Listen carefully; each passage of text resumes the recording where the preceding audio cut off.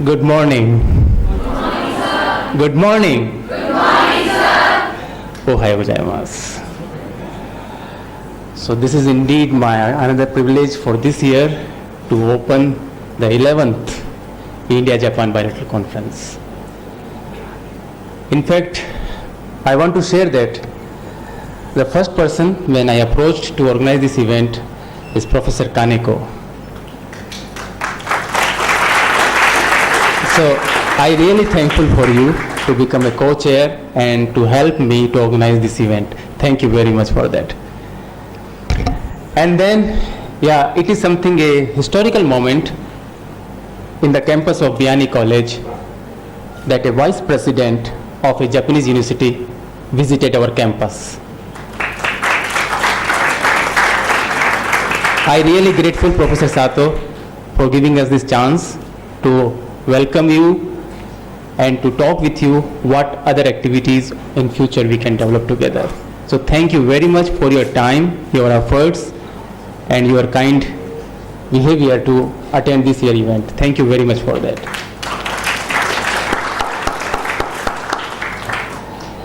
And then may I express my deep thanks to Professor Sakai, who is long associated with me, and we have a long relationship by continuing our collaboration in research field and in student exchange. So I again thank you very much for Professor Sakai for attending, because he was expected to attend in 2006, but because of the health he couldn't. But this time he took the initiation and visited our campus. Thank you very much for that.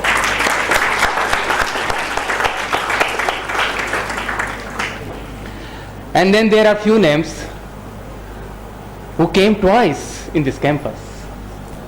Professor Yoshimoto and Professor Yokota. That shows that what type of relationship we are going to develop. The interest and the enthusiasm for the doing something together is really a great, I think, behavior that I have seen. So thank you very much for visiting our campus again. Thank you very much. And then I would like to thank Professor Kikuchi for coming and joining this event and making a talk in this event. Thank you very much, because they all are coming from a long way. Japan is not very close, so almost they are spending 24 hours in the journey. So I greatly appreciate and I am deeply thankful for you for making this chance to be available. So this is the 11th time, and this time we thought to start discussing about how we can rise our relationship by making new transformation and developing new academic strategy in the future. And I'm very happy that 4 institutes has been help us to organize and to make this event happen. Saitama University, JAIST, Japan Advanced Institute of Science and Technology, Akita Prefecture University, and Kyushu University. So these all 4 are our possible partners in Japan who are very keen to do the research exchange. But you know, actually this is not just an event to call a speaker and to let them allow to discuss with something, but my main objective is you, the young minds. Because the key issue for me, for the young minds, that you should find the responsibility. First you have to identify your responsibility, and then you have to follow the responsibility. So first identification and then following your responsibility is one of the major challenge for me to prepare for your future. So this event is not just for a conference, but to develop our collaboration, develop our communication, networking, so we can start working in future for long-term science. So this is one of the major objectives, and this is a chance to interact with all these peoples. So I am very, very keen to see the behavior from all of you, that how much you involve in the interaction with all these peoples before they leave this campus. So the relationship, I think, Japan-India is one of the most recognized bilateral relationship in this world. This is the photo which I share you, our Justice Radha Vinod Pal, that has made first agreement with the Japanese in 1946. Okay, and we have a monument of Radha Vinod Pal in the Tokyo. So we still recognize the first treaty that we signed in 1947. And then the second development we had in relationship, and our Prime Minister Jawaharlal Nehru when presented a little elephant in the Tokyo, and it is in the very famous Ueno Zoo.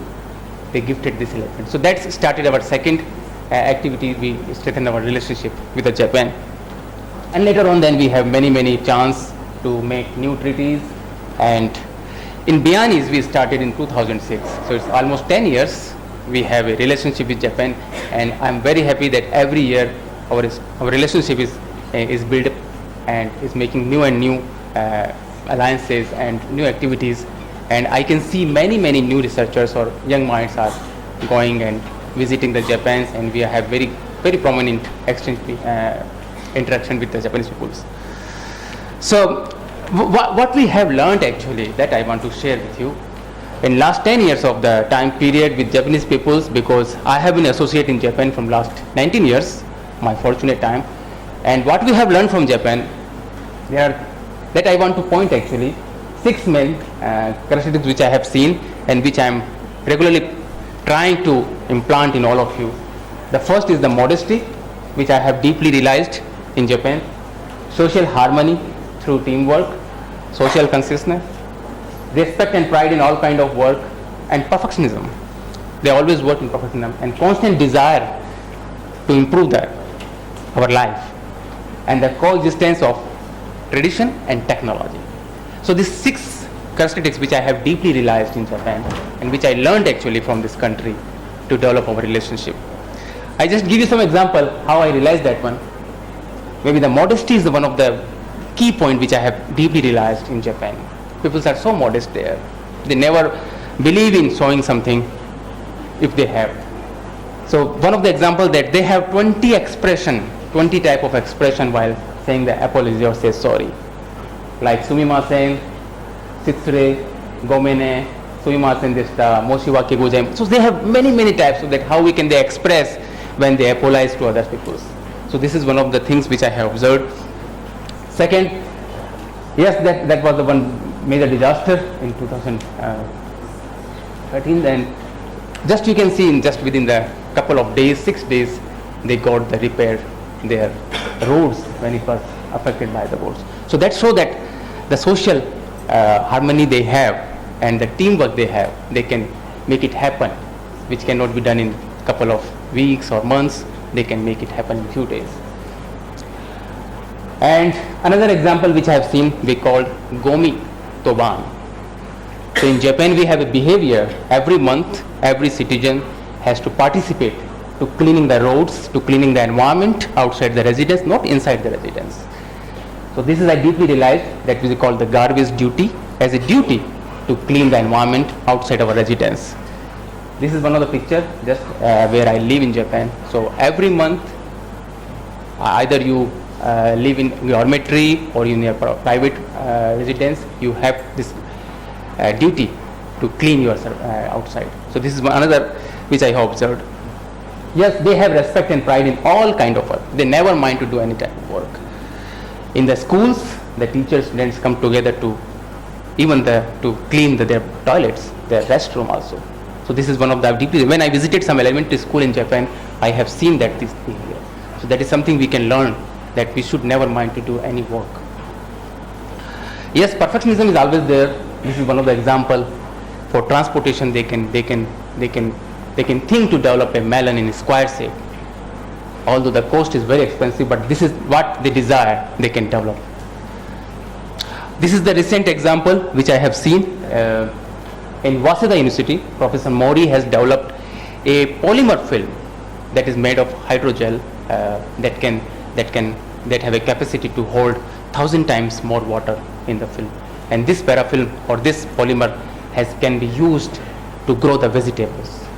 So we can think that we can grow the vegetables even in the desert. So this is what we have, what we desire, what we need, we can develop. Another, yes, almost all the mobile phones, sometimes the young peoples use the mobile while they are taking the bathroom, they are shower. So even they can make such type of electronic communication that can be work in water also. And yes, tradition and technology is one of the another key feature which I observed. This is a very busy part of Tokyo. You can see here a building. Can you see the building? A building is passing through the highway express. So this is one of the known highway express. Within the building, they can develop that highway express so it doesn't disturbing. So how they maintain that and how they build that is very exciting for us. And yes, the bullet train they have is another example of the Japan. So the magnetic trains that can reach around 600 kilometers now, in soon it will be possible. And very important for us, our relationship with this relationship within couple of I think next 5 or 6 years, we are going to have the bullet train in India. So that is a very, very, I think, major achievement that we are going to have with this relationship. So, and you can see here, the budget of this bringing the bullet train in India is almost 0.1 billion rupees, 100,000 crore, and 81% of the budget is supported by the Japanese government. So what type of relationship which we have, I think it can show with this our relationship. So that's really wonderful.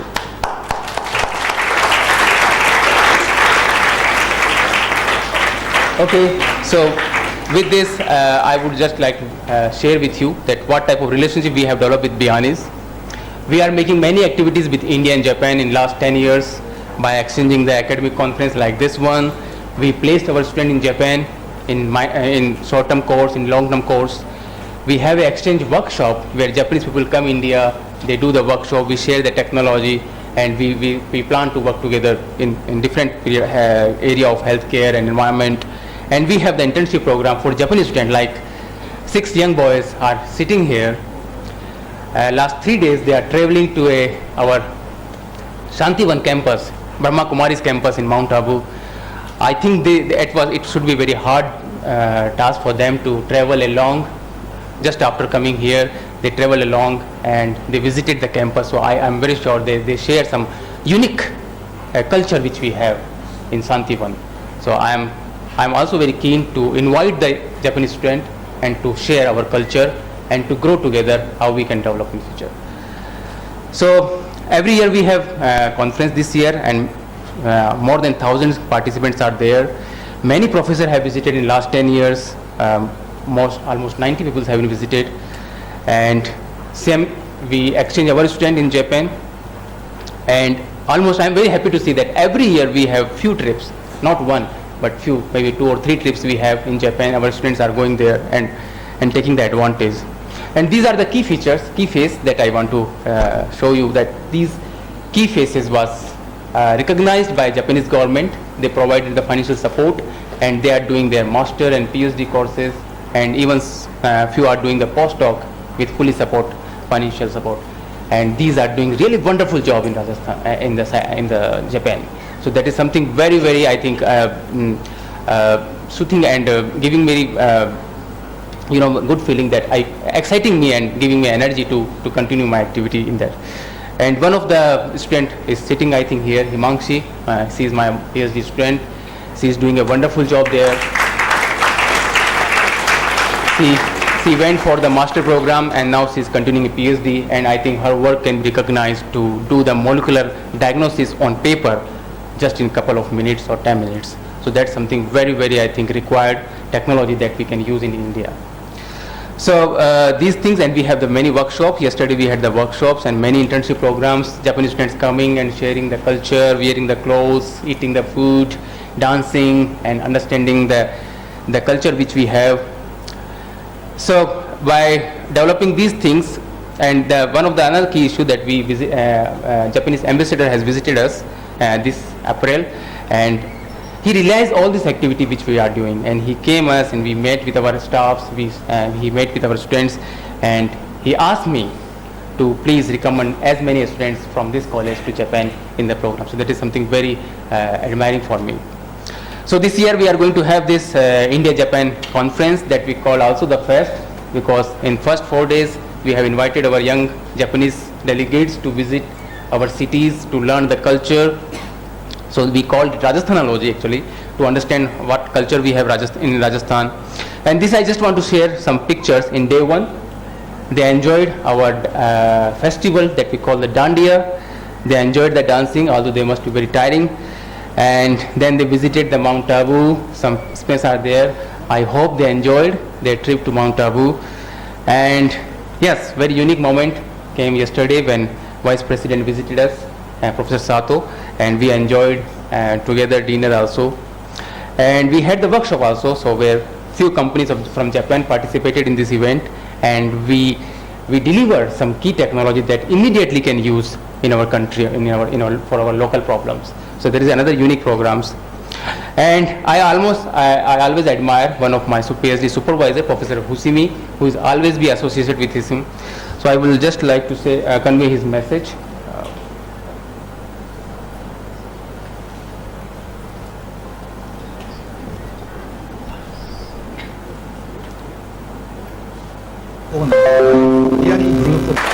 So you can recognize that we have a very strong support from all these strong persons who are leading their institute, and they are very keen to work with us. So now it's part of us how we initiate these activities and think together and develop something together.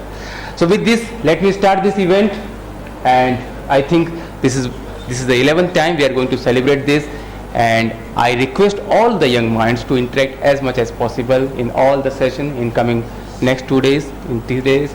And what is important, that what relationship we develop before they leave is very important for us. And I wish if many of you can interact and can process your activity in future, and I really hope that many of you can have a chance to visit Japan and to develop something together. So with this, let's meet this crucial moment. Let's get to research-based collaboration, because this is very important for this country, and let's make a sustainable life in this and one only beautiful world. Thank you very much for